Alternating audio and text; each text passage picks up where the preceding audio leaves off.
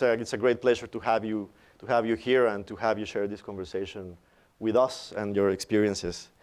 And we have enough time to have a great conversation. But so I would like to first to ask just a very simple question from each of you, which is, tell us who you are, tell us about your life experience growing up, and how that is reflected today in your work, in what you do in these border regions. Good.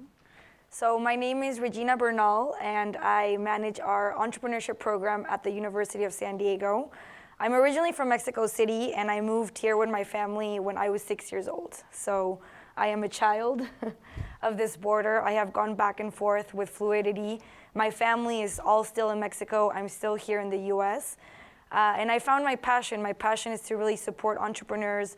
I love creativity, and I really do believe that we live in the most unique place in the world, in one of the most dynamic borders. And I love seeing what we're creating. I think there's a lot to learn with this 21st century of the border, and we're recreating what this border looks like. So for me, it's very exciting to be part of that conversation and to really think about what is the future of the border in the innovation economy.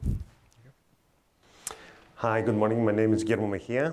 I was born in Mexico City, but lived in Tijuana since I was 2 years old. I have a BA in graphic design, but since '94 I've been working in tech with websites and moving to more elaborate projects. Right now I work with MindHub, which is a tech incubator. We help startups launch their MVP, either get their first customers or actually grow. We've launched in 4 years around 24 startups. 12 of them are active in some ways. We have both entrepreneurs on San Diego and Tijuana working either for the Latin American marketplace or for the US marketplace. In a personal note, I've lived in the border all my life because I consider myself a local Californian, even though I'm not a US citizen. I spend my youth going to concerts, going to colleges, working for US-based companies. So it's like, I feel this is my neighborhood, right? And with that, trying to figure out our space and what does resources in San Diego and Tijuana offer entrepreneurs, we launched this initiative called Frontera Founders, which our slogan is, we don't see a border, we see a new frontier. So we believe that entirely, that there's a new frontier, just leveraging both the binational community. Well, thank you. My name is Ricardo Mora, and I was born in El Paso, Texas, raised in Ciudad Juarez. Spent most of my life in Juarez, went to US schools, and my background is that I got involved in business in the cellular industry and the food industry. And today our passion is really moving the needle on helping entrepreneurs, on helping local businesses, and on helping industry. So we're spearheading a model called Technology Hub in Ciudad Juarez. We're helping people come together. We call this Connecting Minds, and bringing the community together in a space to collaborate. Currently we have over 40 companies in our ecosystem. We have a venture fund that we help these companies develop. We have a fabrication lab within the space, and we're super excited about what's happening in the region. We get companies crossing over from El Paso to Juarez, and then we have companies coming from Juarez wanting to go over to El Paso. So that's a little bit about what we do, and I have a 6-year-old daughter and a beautiful wife, and I like general aviation. I heard that recently, yeah. He's a pilot too. So there is this common thread in the things you all said, and this almost as if the border didn't exist for you. It is there, but it is not there. And actually that reminds me of something that Norma Iglesias Prieto from San Diego State University says, which is that there are different ways to look at the border. It's like, there is no border, there sort of is a border, or there is no border because we deny it exists, or there is no border because we just move across it as if it didn't exist. What do you think has enabled you throughout your careers, when you look at your education, your background, your upbringing, to move and to think of these regions as a unit? And when you look at the entrepreneurs and the people you work with, what is it about them? Who are those who are able to do this movement across the border? I think I know what you're hinting at. So for me, the border is very much there. So I came when I was very young, but for me, my outlet was education. So I was very fortunate to go to school in the US. So in a way, my fluidity of the border came through my educational experience. But it was there. I mean, for my father owned radio stations, so in a way, the way he saw the border was with air and ideas coming back and forth. But for me, I did see the border, but I was very focused on my education, and I really valued the opportunity to be here and go back and forth as a student.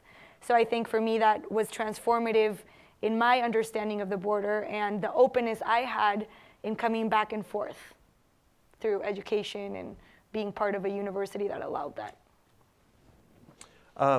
Well, mostly Tijuana is so isolated from the rest of Mexico. Just to give you a sense, so from Mexico City to Dallas, it is closer than San Diego to Dallas. So we're so far away from Mexico City.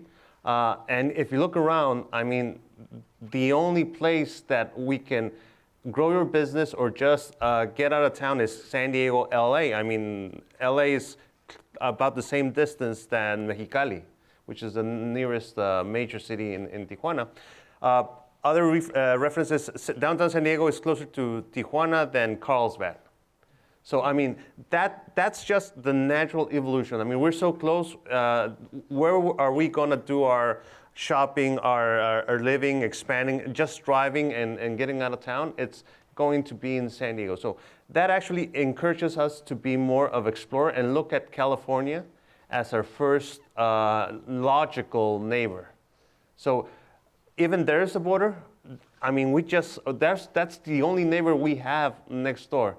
I mean, we cannot think about Guadalajara, Mexico, or Monterrey. They're so far away, so and inaccessible. We just think about San Diego, and then and when business think about expanding, I mean, in the tech sector, 80% of small business, I'm talking about 10 people, 20 people, 80% of them export their services. That means they sell to U.S. companies.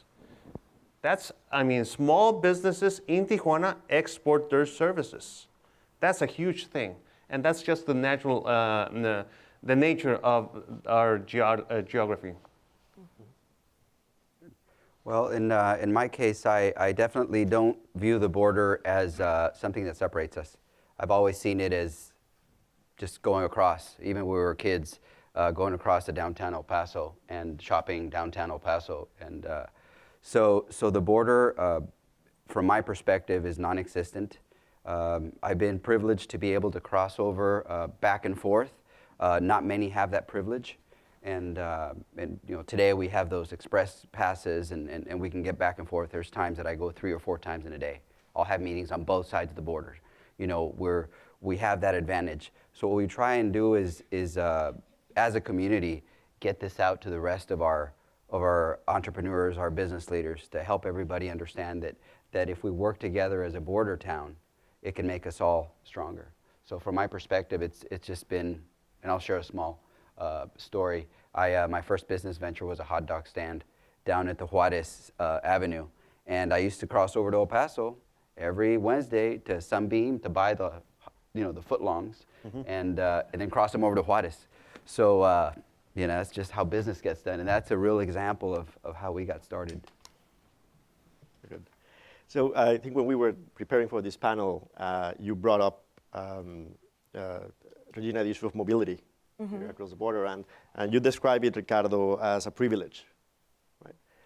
What enables us here, because we're all privileged, to have that privilege versus those who do not have that privilege, to move across the border, to do business, and to buy and to shop and to find capital to create a business. And there might be very basic things like having a passport, like having a Sentry card, like having friends, like speaking the language, both. So can you just reflect a little bit on this issue? So I think speaking the language is a big part of it, but also social networks. So I think that's a huge privilege that we sometimes underestimate.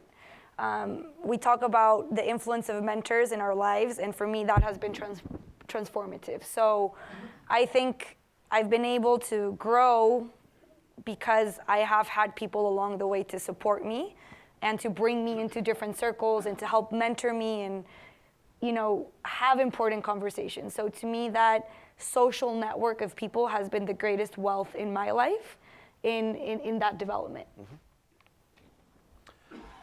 Yeah, so let me use another example from my childhood. So a lot of broadcasters in San Diego establish TV and radio stations in Tijuana and the Mexican stations. And it's odd because when I was a child, I only had one station in Spanish and 6 in English. So there's a full generation of people who grew up watching American TV across the border. And that's how we learned English. Oddly enough, it wasn't through school, it wasn't through education, it was watching TV, cartoons and TV shows and that pop culture. So mobility is more than just about how close it is. It's about cultural identity, about who we are, about life experiences.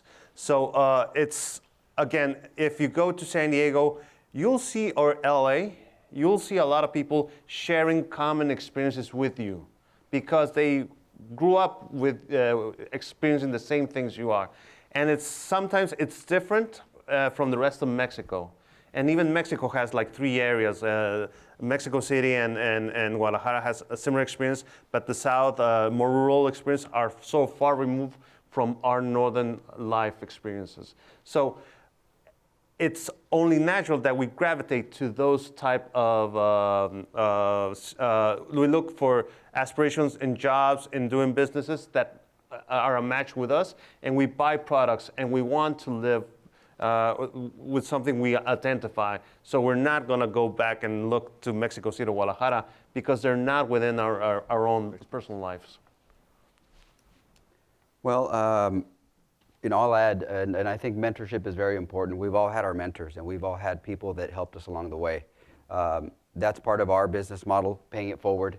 And in our case, in the work that we do in Juarez for innovation on entrepreneurship, we have several companies that showcase this cross-border, you know, going back and forth and understanding how they're getting enabled to do this. And an example is a company called Negawatt. They're a US-based company, started in an incubator in El Paso, led by a retired, served in the military. And he has his office in Tech Hub in Ciudad Juarez. And he's helping the industry on their energy sector. So that's a company that sees it naturally. You know, he served in the military, and now he's every day he's in Ciudad Juarez helping industry.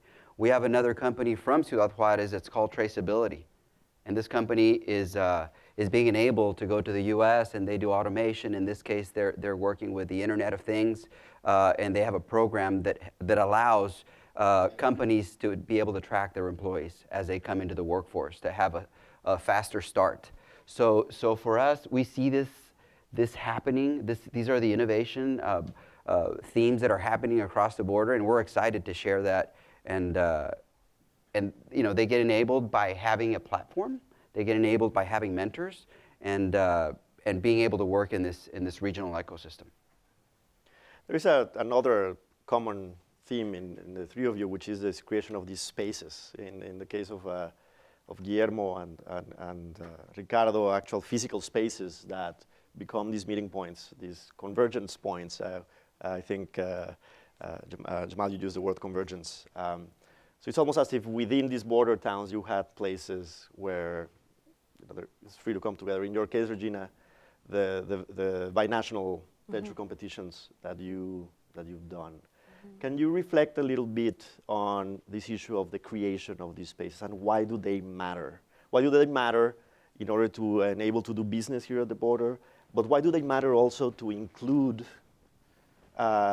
people that might not normally be included in these conversations? I think that it doesn't have to be a physical space. I think we're fortunate that there's a lot of openness in San Diego to help curate the space, even if it's not our own. So for the University of San Diego, what we've done with our pitch competition, we love including students from across the border, not just from across the border. We have all different nationalities. And what you see is the tackling of creative problems with a lot of different solutions. And there's wealth to that. If you're always listening to the same views, then you're always creating the same thing over and over again. But when you're able to bring diversity into the conversation, then you start to listen to different things. And it's not the easiest, and I think sometimes we miss the point. For example, we had a boot camp that we did with Guillermo, and we invited some students from across the border. And for us, we just said, come. But maybe we hadn't thought about public transportation, or we hadn't thought about how they would arrive. So for me and for us, it was a learning curve of saying, if we want to create these opportunities, we also have to think about what this looks like and how we can facilitate those connections as well. That's when the border turns very real, right? When you don't have public transportation, when you are waiting for 2 hours in line, and that becomes a real obstacle there. I mean, what about you, Guillermo, in this? So we have a 4,000 square foot building. We have 150 developers in-house, and the incubator is just one part of that space of the Mind Hub. We share those resources, but one of the things is actually breaking this thing that the U.S. and Mexico are like something different, right? So one of the goals is to actually achieve that sameness, that we can actually compete with U.S. companies, that we actually we could be at that level and offer that quality, that type of service. So one of the reasons why we participate in the B2 pitch is that we want our startups to compete with U.S. startups. We want them to be as good as them, and we want them to beat them. Yeah, we want to beat the. Okay, yeah. Okay. But that's a learning curve, and actually training them. And facing those added challenges, because let's face it, the border's always going to be, the crossing is going to be always a challenge. Being Mexican Latino has always been a challenge. Having to learn and to pitch in English has always been a challenge. We need to overcome those challenges, no matter what happens. We need to actually get those entrepreneurs to face what's going to happen. Raising capital, it's going to be a challenge for Latino startups. So let's go ahead and let's face it. So one of the ideas within that is we understand where we need to be. We're trying to find those spaces that allow us and actually help us achieve those goals. At the end of the day, once we get to that place, we'll see the results. But that's why the physical space is so important. Mm-hmm. It's a space where we actually push them, but you have a home that you feel secure. You have a team that actually not only mentors you, but actually understands what you're facing. On the other side, if you're a US-based entrepreneur, or let's say an Argentinian or a Brazilian startup, and you want to expand either to Latin America or you want to expand to the US, that's like a soft landing. That space, we understand the culture, we faced it every day. So just going on and crossing every day and trying to knock doors and getting customers and understanding how to market to a consumer in the US, well, we have that space that offers those expertise, and we have the resources that we can help you grow in that regards. Perhaps before we go to Ricardo, just to follow up on what you just said, you mentioned about this entrepreneur from Chicago that before coming to Tijuana had not discovered that there were a lot of business opportunities in Latin America. So talk about that a little bit, but let's talk about, we have here, we saw the dot map of San Diego, Tijuana, this massive population who would be ideally bilingual, bicultural, many of them not binational, right? What do you think of this idea of this population here, many entrepreneurs who have small businesses, having access to the Latin American market, and what do you think of that market as an opportunity for them? Well, overall, the Latin American market is huge. It's like 300 million people, and it's underserved, greatly underserved.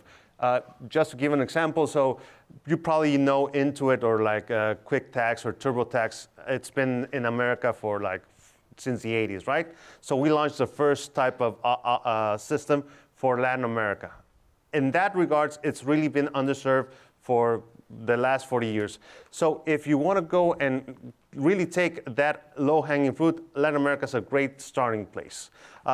Again, the U.S. competitive space is so crowded. People are trying to go to Silicon Valley and just trying to compete there. Maybe you probably need some space to actually grow, understand your need. So Latin America offers that great place, and there's no better space to grow that than in Mexico, and I believe in Tijuana, so sorry. But Mexico has such natural opportunities within that. So we have not a Chicago-based, we have a Chicago-based startup, but a LA-based startup was thinking of doing their own startup for the US marketplace. They were invited by the US consulate to Mexico, to Tijuana, so we talked about his model. And he discovered that there was a greater need in Latin America. So in 1 year, from shifting, just trying to discover this project, he shifted from focusing on not only Latin America, but moving from a consumer base to a business model, a B2B model, and actually went to Chile, raised a seed fund, has just finished the seed fund, announced last week he has 2 customers, one in Chile, one in Mexico, and he's actually growing, and after year 2, he's gonna expand to the US. And that's an LA-based startup that he probably wouldn't achieve that if he started in California, trying to do the regular route. So going to an underserved market that actually requires a lot of services, it's a better bet than actually trying to go into a crowded field in California. Ricardo, back to the question of space. You have a very secure space. Can you tell us a bit of the history of why it's such a secure space and why now it's such a hub for innovation, and how does it bring people together? Okay. Well, we do have probably one of the most secure spaces for innovation and entrepreneurship. We're housed in an old U.S. consulate facility. We have a 2-acre property, 55,000 square feet of buildings. So the walls are about 2 feet thick. We took off about 70 bulletproof windows. We still have some in sight, so some offices, you might be housed in an office with a startup that has an actual window where you used to go get your visa in Ciudad Juarez. Perhaps somebody here went and got their visa there. So it's very secure, but it also, for us, you know, millions of people went there to get a permit or a visa or you know, get the dream, pursue the dream. And what we're doing, we're working with the U.S. consulate as we speak to get entrepreneurs and companies that we can help them cross over, you know, with our ideas to change families and to do that. And the space is very important because it allows it to be real. And what we've learned is that it brings anybody that would like to innovate. And this is entrepreneurs that would live, you know, we have an entrepreneur that travels 50 minutes to an hour from where he lives, you know, up north in Ciudad Juarez, just for a boot camp. And then his friends start driving him back at night because they end late to companies. So the space, in my opinion, is very important. It's a place to mix it up. It's a place to bring art. It's a place, you know, we have an art department. We have the Fab Lab for fabricators. Last month alone, we had 59 events. So we build a lot of content. And you get empowerment women, you get all this, and this can happen in a space like it can happen at the Mind Hub or, you know, or in universities as well. So for us, the space is very important. It's a place where we can evangelize about innovation and entrepreneurship, and it makes it real. Thank you. Now let's shift a little bit to, I keep saying a little bit, I'm going to stop saying a little bit. Let's shift to a very concrete issue related to starting and growing a business, which is access to capital, which I think you all have a perspective on this, and it's a huge issue everywhere. It is a particularly big issue here in border regions, and it is certainly a particularly big issue for Hispanics, for minorities, for women. Tell us about what you're doing. What is your experience in access to capital, and how you are creating these opportunities, or not? So it is an area that I nerd out on. I love access to capital. I think it makes a big difference between having an idea and then it being left at an idea and not taking the next step. So for me, access for female entrepreneurs to investors is a big thing that I like to look at. So for example, this weekend we have a conference at USD that will bring female entrepreneurs from all over the world and also investors. So I think we need to do a better job at helping to train females with high capital that want to invest, but they're not used to it. They're not used to high risk investment. They're used to a lot of men around them or other people making decisions for their money, but not necessarily theirs. So I think there's something there. It's not all figured out. We're learning as well, but I think there's groups of women. We actually have some women coming from the Emirates that are going to be sharing their story. So I think it's not just this region. I think it's around the world, and this access to capital makes a big difference to seeing women succeed as entrepreneurs and actually launching their companies, because many times they have a great idea, they have traction, but taking that next step is difficult because it's a constant no when they're trying to raise funds. So yeah, overall raising capital, that's kind of tricky. So let me start by saying there's no capital in Tijuana. There is some capital, but it's mostly focused on traditional, like real estate type of businesses.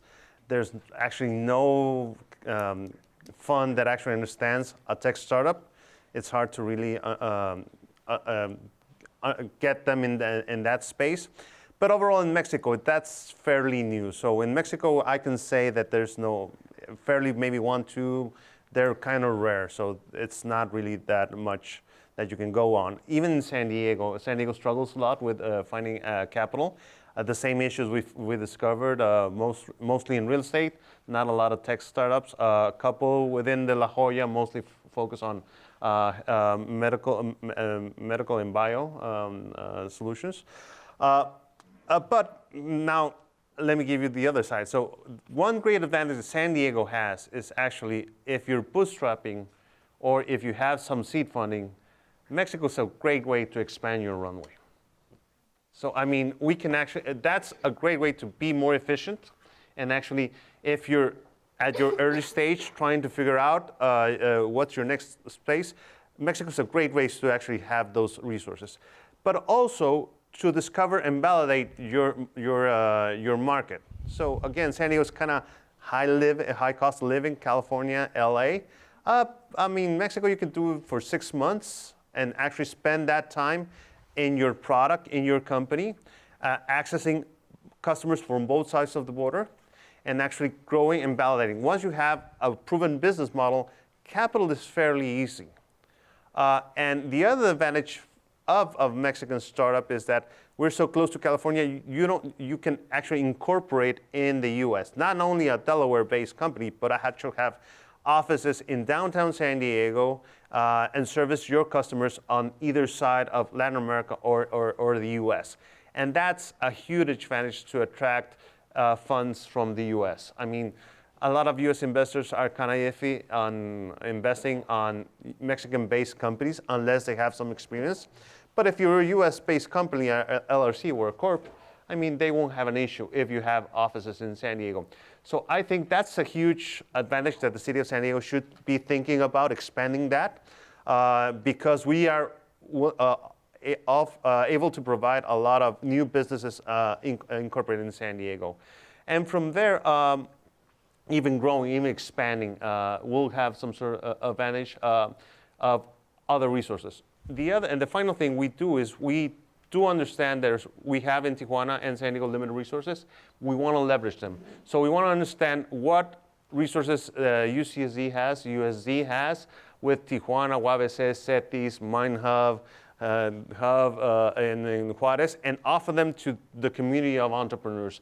Because in that, it's not capital, but there is resources that could help you grow and actually make you push. So that's like an alternative way to funding startups. Ricardo, you have skin in the game in this capital question, so can you tell us about how that came to be and why? Sure. So I'm part of a fund that got started in the border of Ciudad Juarez, El Paso, and we have a venture fund called Sava Investments, and we invest in early stage companies. So this was a conversation by 13 leaders of the community. And we had many conversations come together and said, hey, can we build a fund that is a high-risk vehicle that will invest in startups, that would help validate business models to take them to commercialization, and besides being a fund for these entrepreneurs, we all decided to put a little bit of capital, set up the fund through many, many conversations, and possibly, have failure with it, because it takes a lot to do one of these funds. So for us, today we're a fully subscribed fund. We've invested into 9 companies. Some are from the region, others are linked to the region. But the most important thing that we found that this capital does is that now we have 60 investors. 55% of them are from Mexico, 45% from the US, have come together, and they believe in investing into these type of companies. So it has been a great vehicle to understand how we can improve our opportunities for startups and for smaller companies. In reference to the competitions that we do, we also started a coalition called Innovation Frontera. And through Innovation Frontera, we have an area called Innovation Frontera Sharks. So we run a competition, and we invite some of these investors that are part of the fund to come and sit at the chair and be able to, we call it spray and pray. So, to give seed money for the initial just idea phase of this. So, last year there was some spray and pray money. There's 3 companies that are still alive. And now they're getting ready to pitch to the Saba Fund, which is amazing. And so I encourage, this region to come together, get a couple of thinkers in this process to build a fund. It doesn't require a lot. It just requires people coming together. That's basically it. Thank you, Ricardo. I was going to ask both Regina and Guillermo. There is indeed this massive wealth in this region. Sure. A lot of it is Mexican, on both sides of the border, by the way. A lot of the wealth is of Mexican origin.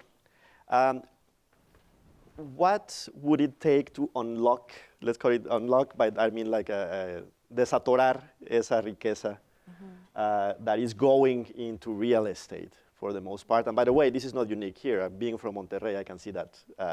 It's sad to see that in one business of Mexico, the only thing you have going on are buildings. Well, that's not the only thing you have going on. There are many, many other things going on. But the question is, what would it take to redirect that wealth? And Ricardo, maybe you can comment on how did that happen, in Juárez, El Paso? One of the remarkable things there is this, the sophistication of the civic and business leadership that exists there and have this vision of the economy.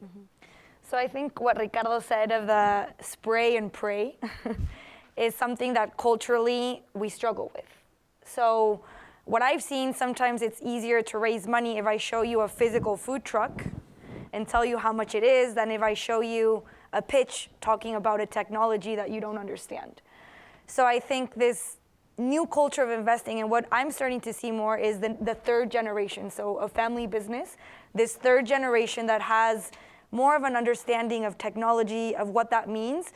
So I think you're right, the wealth is there, but there is a lack of understanding of what this even angel investing means. What about growth capital? There is almost this gap. You have risk capital, we have big banks. What about the middle ground? I don't know if you can comment on that or anyone else there. I think, again, it has to do with the culture piece. Because even understanding that type of investment is very different than understanding the investment of real estate or what we're familiar with. So I think I'm very proud of the work you've done in El Paso, and I think there's work that we could do in San Diego in that space. Because there is the net worth, but maybe there's not the training and the understanding of what a good investment looks like, what you need to be looking for. That piece of it, I think, is a big one. Yeah, so overall, investors are not really, they're risk averse, right? Even if they're willing to go to risk, they're not willing to risk their money if they don't really understand that space. And it's hard to actually pitch this general concept of what you want, and if you haven't had any proof that actually will get them to convince investors. So that's a challenge.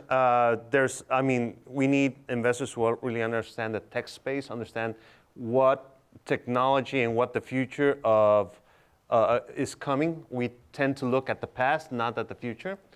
So let me give you an example. So our company, our parent company, is 150 employees, it actually invoices about the same that a large 300 building maquiladora invoices. So, and it's just one shift, not 3 shifts, and it's half the employees. That should be the future of Tijuana, not the maquiladora model, but actually greater value, more tech-based, scientific-based startups. And that hasn't really permeated through within the business community and the investment community. There's only 1, 2, maybe 3 models in Tijuana. They're becoming more common. So it's going to take some time to actually get people to understand that this is the new economy of Tijuana, not the traditional manufacturing-based model. But the other thing we should be really aware is that maybe for the entrepreneur, it's not really in their best interest to raise money really early stage if they haven't really proven their model. So let's be very, very careful about that. If you don't have a proven model, don't go out and raise money. Wait until you have a proven model. That's why the resources are so important. You don't have like spending on your credit card, or you don't have like a rich uncle or that actually will give you like, $50,000 to go and spend in Mexico. That's really not common in Mexico. So you really have to hustle to get your product into the marketplace. Once you've proven the model and have some customers, then you should actually go to find those funds. So we're not really excited about those really early stage pitch competitions. We want them to have actual customers, a proven model, and we'll help them get there, but that's probably the best place to start. Okay. In what we do, we have seen that, yes, there's a lot of money on the south side. And there's a lot of money invested in real estate. But what we have done is that through many conversations and many meetups and talking to the economic development leaders of the community, we have been able to get them to understand our value proposition for the 21st century. And we always call this, evangelizing about innovation and entrepreneurship. I mean, I remember having these conversations. We have a pitch deck and we say, listen, we're trying to move the needle on this. Will you give us some money so we can sponsor a project? They're like, nope, you guys always come to us for money. Today, the story is different because we've been at it. We've been evangelizing. We've been showing what's been happening. So I would say that capital is there. We just need to be showing the community leadership how they can invest a little bit of their money into these startup companies or already companies that are accelerating. We tell people, and this is what's going to happen, in the next 10 years, from Technology Hub, we will build a unicorn. And that's $1 billion company, and we'll be part of it. And we want the investors to be there and be part of this.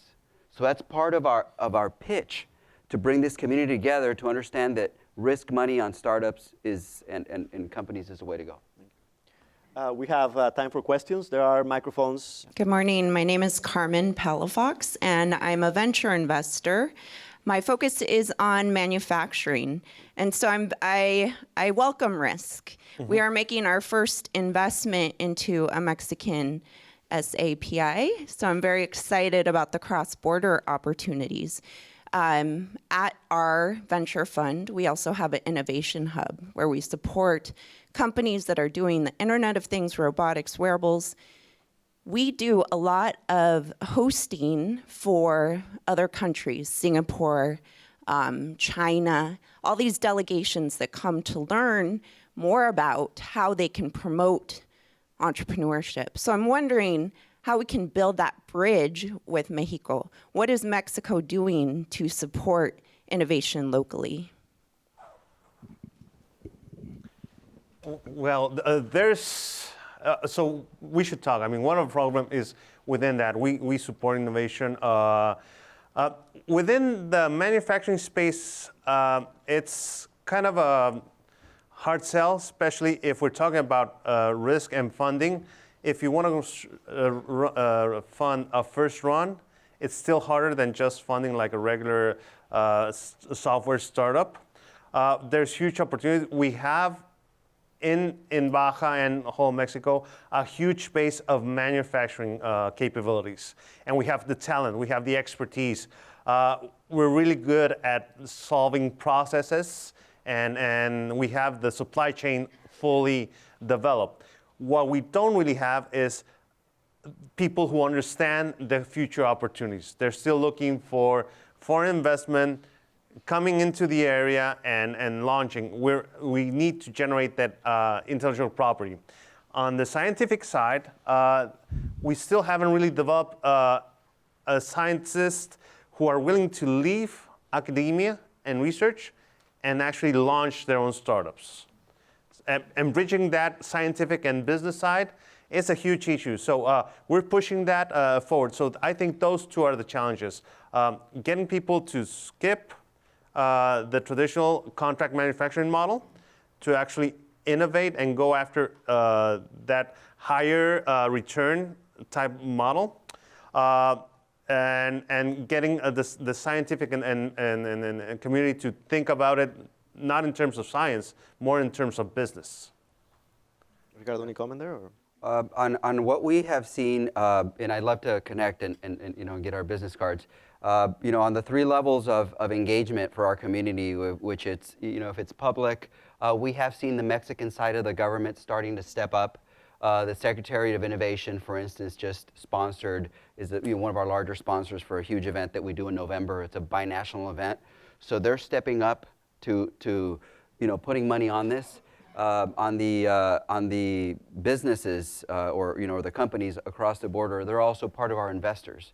So they're understanding the ways to do this. And on the manufacturing side, it is, as you say, difficult to build a startup in that sector. However, manufacturing is also partnering up with what we're doing. I mean, we've done 12 of the leading manufacturing connections and collaboration agreements within the last year. So it all comes together. The more content that you can bring them, for us has been an experience that government is stepping up, the local leadership is stepping up, and also the industry in our case. Thank you, Ricardo. There was a question, Vincent. Yeah, let's see if I can articulate this. So there's some themes here about exclusion, inclusion, differentiation. Something that's very new, trying to make things happen that haven't happened before, and so on. And I'd like to hear some comments about the actual role or the potential role or the shortcomings of media. So I think that's a very interesting question, and it immediately took me to the new media. So now, in a way, we all create our own media with a tweet, with what we share on social media. So we're getting information from a lot of places at the same time. So before, we would buy the newspaper or we would go to a media outlet. But the relationship that we have to media is very different now. So I think that changes a lot of things. So maybe that Latino entrepreneur wouldn't have never been discovered by a media outlet because their pitch would have never gone through. Now they have an ability to have visibility by getting followers, by building traction, by using that as a free way to brand their ideas and their company. So I think there's both sides. So you can argue towards that, the media only covers one side of the issue, but I think that there's a lot of opportunity now with the openness to create your own media and to communicate your own message and story. I'd like to add to that as well. Media for us, when we got started, 0 budget for marketing. Well, actually, we did do like $50 in Facebook or something. But we started with a communication department, then we called it a social media department, and today we call it Hub Media. So Hub Media allows either companies or entrepreneurs or local leaders to showcase a project each week. And we have these Hub Talks that we do every week, for example. So we have somebody that will do an interview on a Tuesday, they'll present on a Thursday, and by Thursday evening, they'll have about 4,000 followers. This is somebody that is just talking about a local idea or a local project. So media for us has been more of the internet media than the traditional media models. Thank you. Do you have anything to add? Again, we focus more on social media, and our focus is actually not like the flashy news site. It's actually building a community. And that support of that community is great, like events like this, we're creating a community. But guess what? That community becomes future investors, customers. So that has a greater value than just getting like our spot on the TV news cycle. So building that community is of greater value than actually being on a newspaper. There's a question back here. Yeah.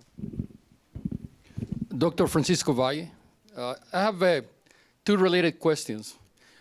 What is preventing these big-time Silicon Valley type of investors for going into Mexico, in your opinion?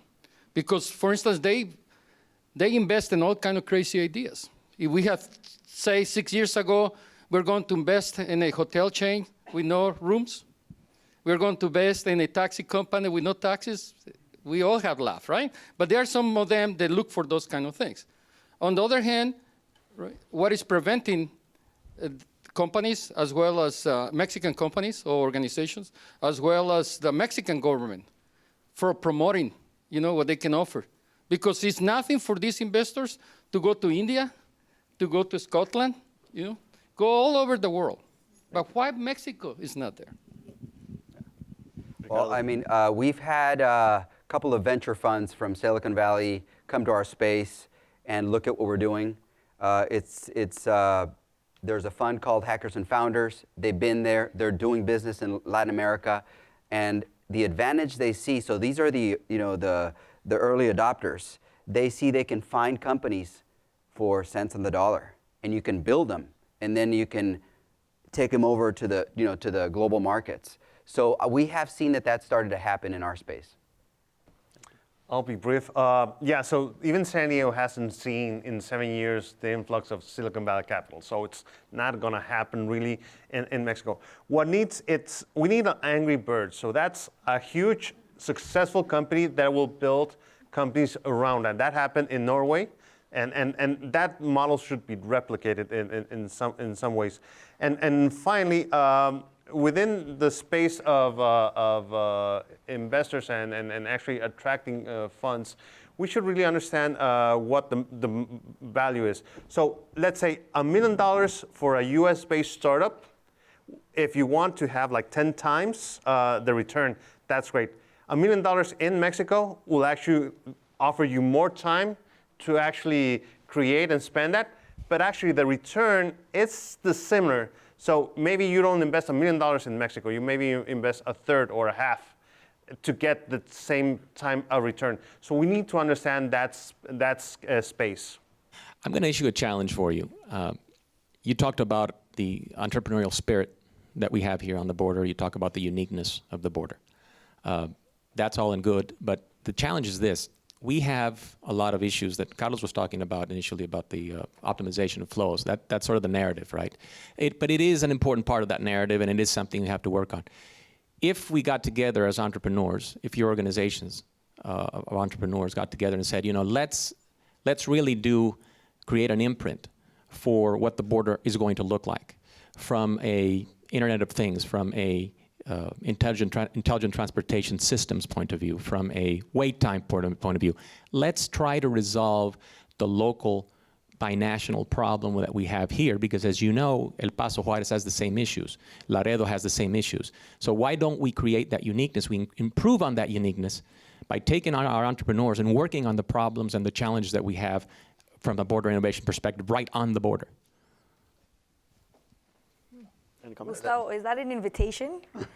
Yes. For a competition. Is it an invitation? So the first thing that comes to mind as well is this whole village of support. So to land at the conversation you're speaking about, you're going to need to bring in a lot of different parts. So I think the universities will play a huge component of support, the startup ecosystem. And then I think something that I would love to see more is businessmen that have paved the way. I think the Smart Border Coalition gave us an incredible infrastructure of support, but also bringing in new minds and new ideas and really seeing it like a design thinking problem of how do we creatively look at the border?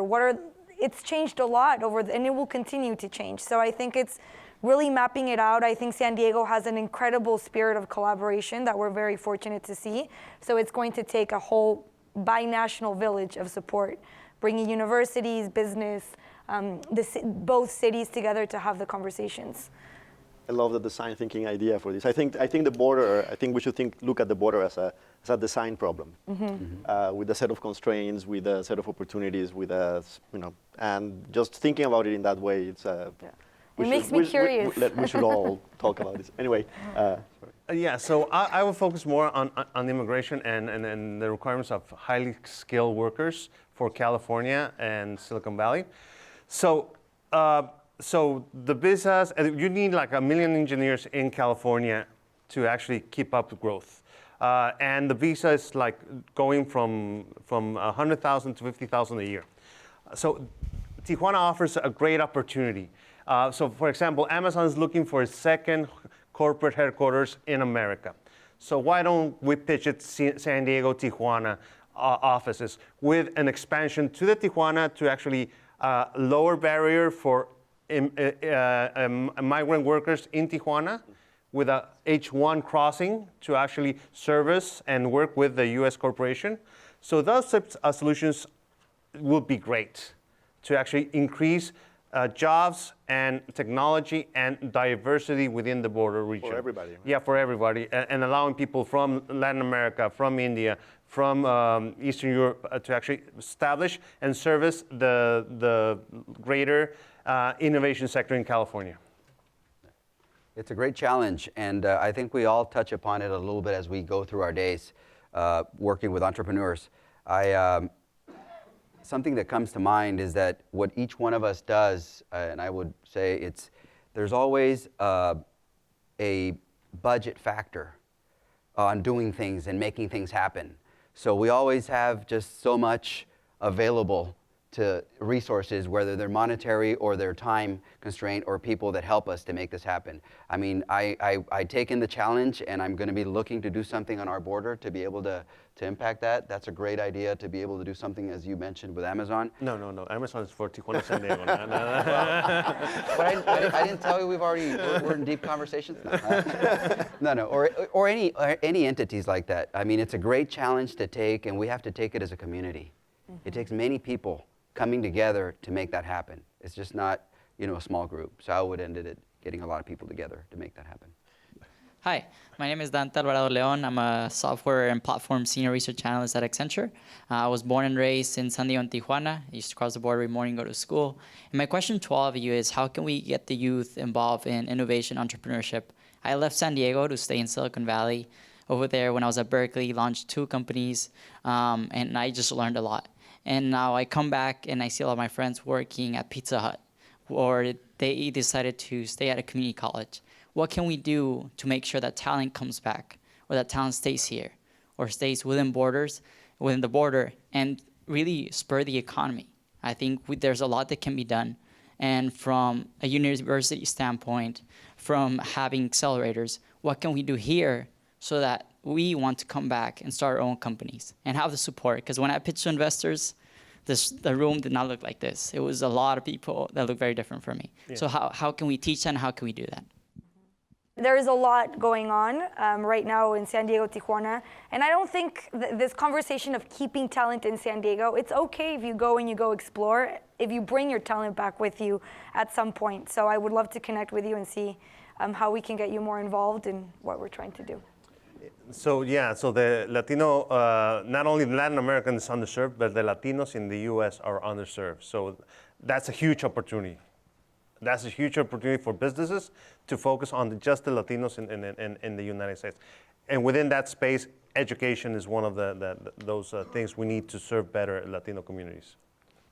I would say just reach out to local coalitions that are making this happen and have this mindset. And I would say become one of those leaders that can come, bring people together. Thank you. Thank you for the question. Hi, I'm Paul Robin. I'm with the university here. Hi, guys. I actually wanted to build on what he had said, and given that we have little time, maybe I'll just make a quick comment. Guillermo, you said, one of the issues is we need to bring scientists together with business people. I think that's absolutely true, but I think it's more than that. I think business schools teach managers. They don't teach leaders. We really need to be incubating entrepreneurs. We need to be incubating leaders. And I don't think we pay enough attention to that. I mean, mentorship, as you mentioned, is part of that. But it's certainly our responsibility as a university to do that, and as a region, I'd love to know, get ideas on how we can do it. How can we really incubate people as opposed to companies? Create people who, can work with risk, who can influence from positions where they have no authority, who really can work in the realm of what's possible rather than what's probable. Create more of that guy down there. And I think, we don't have enough entrepreneurs in this region, not in San Diego, not in Tijuana. I'd love to sort of get a discussion going on how we can do that. Thank you. Can we leave it as a comment, or do you? Yeah, all right. And then the last one here. Thank you. Good morning, and thank you for sharing with us. My name is Marisa. I work at the International Community Foundation, and my question's about philanthropy. Have you seen philanthropy at the table using tools like impact investing, social impact bonds? Do you think there's a better way to bring philanthropy at the table? What's happening there? So at the University of San Diego, we do a lot of work with social entrepreneurship. So we're very vigilant about what's going on with the social entrepreneurship, impact investing. So I think it's very much at the table, but it needs to continue to be the understanding of business is not just for business, but there's a lot of impact that can be made. So I think the reframing of what philanthropy looks like in this age of difference, I think is a very interesting conversation that's ongoing. I agree with Regina. We're interested in social entrepreneurship, but we need to move from the philanthropy model into a real social entrepreneurship model. In our case, we have seen social innovation happening. We've seen entities as a Borderplex Alliance, nonprofit organizations stepping up and allowing us to give us a little bit of runway. We've seen individuals come up and write checks. So our community is building a new wave of philanthropists, as I see it, coming from a grassroots movement. Give us one last thought that you want us to keep before we step from the stage. So no pressure. One last parting thought. One call to action, one inspiration, one thing to leave us. Food for thought. Food for thought. So at a country level, we're neighbors, but San Diego, Tijuana, we're roommates. So we're very influenced by each other. We even have some phrases that uniquely we share that if we went further into Mexico, they would not understand. And we have an opportunity to create our own story. We're, as you said, pioneers, and it will take a lot of different groups coming together, but I'm excited what we can create at the city level, and there's a lot of openness and collaboration. I'll repeat that from the founder's slogan. So we actually, we don't see a border. We actually believe that is a new frontier. There's great space to explore, so I invite you to explore that new frontier, new opportunities for your businesses. I would say that innovation is on the driver's seat for the new 21st century economy. If you guys are going to invest your time, if you're going to invest your money, invest it in innovation, in anything that's happening in innovation for this new economy. Thank you very much for a great conversation. Thank you, Regina, Guillermo, Ricardo. Thank you.